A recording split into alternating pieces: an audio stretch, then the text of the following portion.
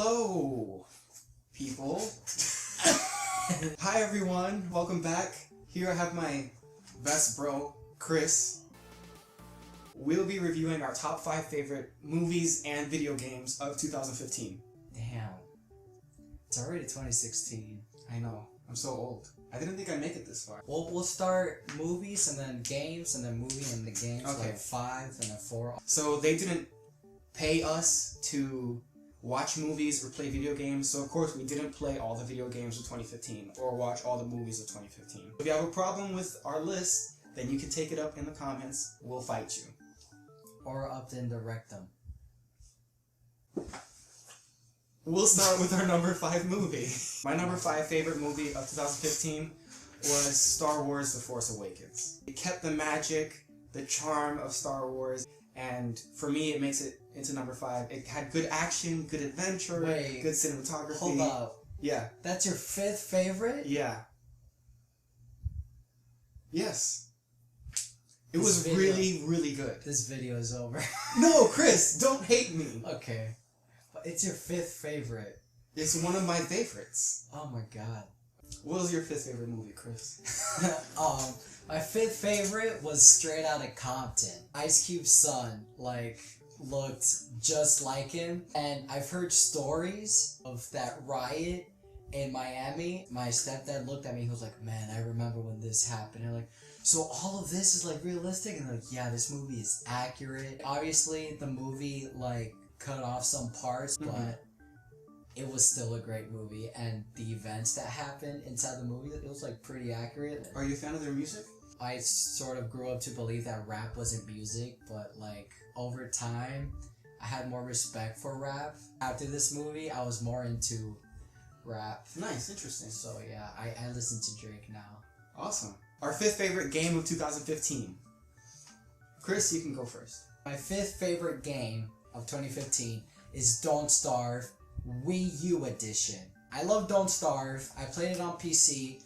It felt a little awkward because you're moving the mouse all over the freaking game. But on the Wii U, it has that gamepad gimmick. So you have the map on the gamepad, on the controller, and you have the whole gameplay on the TV, so you don't have to pause to look at the map. So you think that integrated the gamepad well in the game? Yes, because on the PC you had to constantly pause to look up where you left off with your camp and how the way back, but on the Wii U you don't have to pause at all. You could just keep walking, look at the TV, and then look back on the map and just make sure you're going the right direction. And the button controls, it all feels natural. It's just all one axis. It's just faster to play and more convenient on the Wii U. For me, I acquired a girlfriend towards the later part of the year, so I didn't get to play a lot of games that I liked. So this spot is empty. If Chris wants to take it up with another game, this would be the spot. I can actually back you up on that because I remember the time I was dating my ex. I'm not going to mention her name, but I didn't play that much. Right, so our 4th favorite movie. So my 4th favorite movie of 2015. My 4th favorite movie of 2015 was Ex Machina. Oh my god, this movie. It did everything right. It was like it was made for me. There's so much symbolism, there's so much meaning, and even the ending was fulfilling. It was so well acted. It really pulled it off, and I was just intrigued, hooked the entire time on the edge of my seat. I loved Ex Machina. I loved it. I mean, I actually feel bad it's not on my list right now. It was a great movie. What's your number 4 movie? My 4th favorite movie is Ant-Man. It actually came out on my birthday. Ah, so that adds a little bit. That adds a little bit more. I got more from the movie than what I expected. I enjoyed this movie more than I enjoyed Age of Ultron. Wow.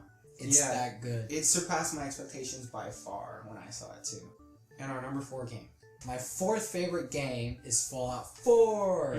Fitting. See what I did there? The reason it's not higher up on my list is because it's overwhelming, but too overwhelming. I'm not big on expansive games. To me, it's a bad thing putting hundreds of hours into a game and still not even being able to finish it. It is a good thing to most gamers, but for me it's not. The only thing I have against about spending literally hundreds of hours on one game is not being able to have that extra time, not using that extra time on other games. My number 4 is Until Dawn. It was very butterfly effect. It made that clear since the intro, but I also loved how you got attached to the characters, and even the ones you hated. Some of the characters. Right, but you wanted to see them live. Yeah. You still wanted to see them live. I liked the visuals, I liked how it looked, I liked how it played, and yeah, I was a huge fan.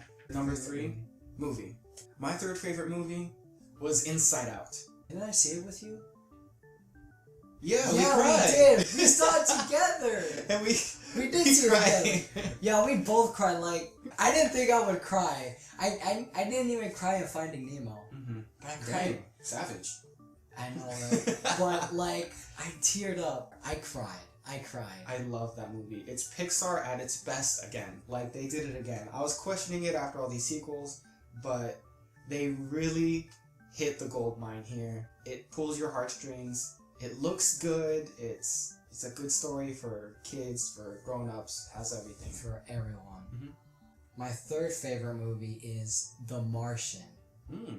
Matt Damon still got it. Yeah, he does. He did really good. I thought it was going to be a serious movie. I thought The Martian was going to be Castaway meets Apollo 13, but no, it's its own thing. It's like this guy gets put in a serious situation, but you're laughing about it. Matt Damon won the Golden Globe for Best Comedy. My number 3 game I like that game. is Life is Strange. But as you can see, I like story-based games a lot, where your choices influence the plot, whatever. I felt like I could relate to the characters in Life is Strange, because it's like adolescence, and there's a lot of themes explored, like how real friendships are during adolescence, and what would you do if you could change the past, that kind of stuff. Which is something that I feel like a lot of us can relate to. And even the ending, I know that some people had a problem with it, but I didn't. I loved the ending, and I thought that it didn't cancel out the story in any way. I thought it added another element. My number 3. Okay, this one's gonna have 2, because actually no. You can use that extra spot. Okay, this one's gonna have 2 because I can't decide which one I like better. Either Mario Maker or Majora's Mask 3D. Mario Maker is one of the most genius thing that Nintendo has ever done. Gamers are smart, and they've played enough games to have enough experience on like what they would want to do, or like things they would change on a game they love. Mm-hmm. And Mario, like, that's like the perfect game to make levels. Mm-hmm. You get to pick more than one graphics. Like, there's the classic Mario graphics, there's the Wii U, the Wii graphics Mario, like Super Mario Brothers or Super Mario 3 or whatever. You get to share it with everyone around the world, and you get to play other people's levels and rate it and play it, and it's just amazing.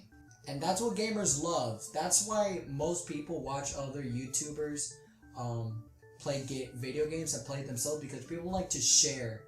Like the gaming community, they like to share things. And Majora's Mask 3D just brought back a lot of memories. You know? And the graphic looked beautiful. I thought it was just going to be like a copy and paste of Majora's Mask, and it was just going to have the same feel as Ocarina of Time. Mm-hmm. But the animation, I noticed that the animation for Majora's Mask has improved compared to the animation for Ocarina of Time 3D. They changed a lot of things, like being able to pick the specific hour you can travel back in time to. And they also added fishing to Majora's Mask 3D. I just liked Majora's Mask because of the great storytelling, and it got me right in the feels. Mm-hmm. And that was the second Zelda game I played when I was little. If you had to pick between Majora's Mask and Mario Maker, which would you pick? You gotta pick one. Mario Maker. Because you share with other people. Numero dos. My number 2 favorite movie was Mad Max Fury Road. Oh my gosh, this movie. Imagine a normal movie. An action movie, right? Then imagine the climax of that movie. That is the entirety of Mad Max Fury Road. Beginning to end, It does not stop. It's a constant thrill ride. Amazing, hard-hitting, practical effects. Looks amazing. It just feels like a roller coaster the entire movie. I just loved it. It was exactly what I wanted and more. So it gets my number 2 spot. My second favorite. Okay. The walk was amazing. It gave the Twin Towers like a soul and a personality or something, some kind of humanity for the kids in my generation, or kids in the younger generation that have never witnessed or consciously remember what happened on 9/11. The story is extraordinary. It's basically about a guy with a dream. He has this burning desire to achieve this dream, and he finally achieves it. And it gives you a little bonus of like putting a little bit of romance here and some comedy there and the Twin Towers, and it gives it even more meaning for everyone. Joseph Gordon-Levitt did one of the greatest French accents. I was convinced he did a great French accent. Wow. My second favorite game, Splatoon. The music is awesome. It's very upbeat. It gets you in the mood to just beat the shit out of other players. So it's a non-stop cycle of like winning and losing and winning and losing, and you're determined to win to get more points. You can use those points to buy clothes, and those clothes gives you like a bonus on certain skills. It's amazing. Even the story mode, it's so much fun, especially when you have the amiibo. I highly recommend getting the amiibo. I just got one. Nerd. I'm just kidding, I got 2. Nerd. Okay, I got 3. Nerd. Look at the freaking cover. It's colorful and it's cartoonish. In my opinion, it is the best multiplayer game, online multiplayer game of all time, because of the amount of fun you have. I've had the most fun in this game than any other game. Like, think of any other game, I've had more fun playing that game than. Yeah, that's huge, Chris. Now we're up to number 1. My pick was, you must have seen this coming, The Revenant. Amazing. If I had to describe it in one word, amazing. Probably the manliest movie I've seen in my entire life. Hatchet fights, riding horseback off cliffs, shooting arrows, beards. It has everything you want and more. The testosterone is just flowing. The story is simple. A man looking for peace, looking for vengeance, but it's just so amazing, so beautiful. The Revenant takes it from me. Favorite movie of last year. My number 1 favorite movie is without a doubt Star Wars The Force Awakens. Should I pick another number 1? Because I can't really pick another number 1. I just love The Force Awakens so much. It was good. It had a great ending. Probably the perfect setup for the sequel. Some people didn't like it, but I don't care. It's Star Wars. My number 1 favorite game is Life is Strange. I mean, to be honest, since the very beginning, like around the 2nd episode or the 3rd episode, I sort of guessed that it would end that way. Even though I predicted the ending, like they still pulled it off, and I was still surprised by the ending. Like, I have the soundtrack. I actually really like the soundtrack of that game too. Love the soundtrack. Listen to some of the songs just because they're good. It was mostly about accepting the things that happen. Legit, right after I beat the game, like a day after, my stepdad talked about how he feels about the death of his dad. My stepdad's dad died when he just had his first daughter, when his first daughter was just born. Like, I was just there witnessing.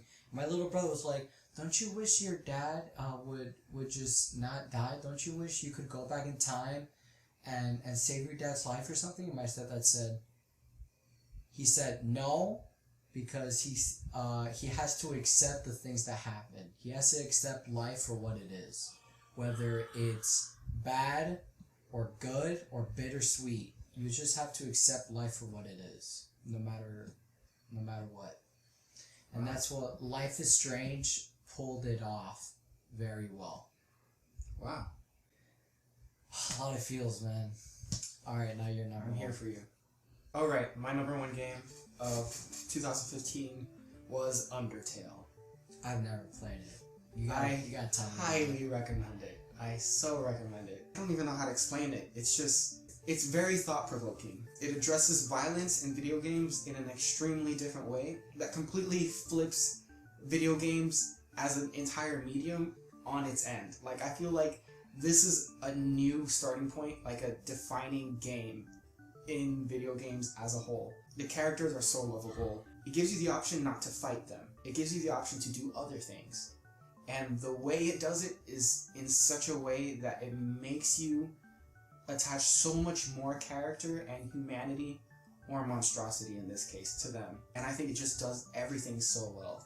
The characters are so lovable. The music is excellent. And even the graphics, even though they're 8-bit, it's done so well that it's just everything has charm. Everything is so well done in that video game. So it takes the top spot for me. Those are our lists. What did you think? Do you want to fight us? Go ahead. Come at me. I'm just playing. So let me know what you think in the comments. And I'm going to make a video with Chris on his channel. So I'll make sure to leave a link to his channel so you can subscribe and stay tuned for that. So thank you so much, Chris, for sharing your views on video games. And tell us a little more about your channel.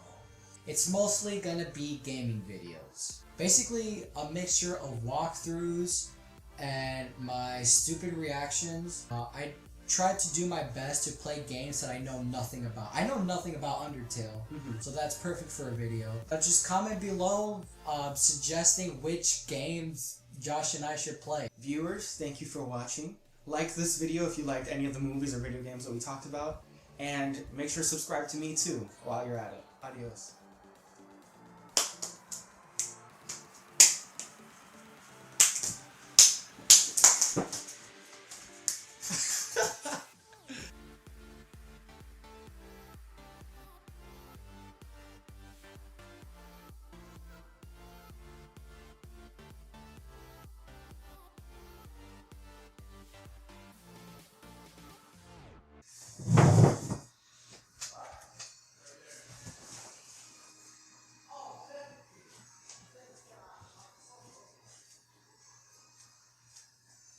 Hey, were you dancing? No.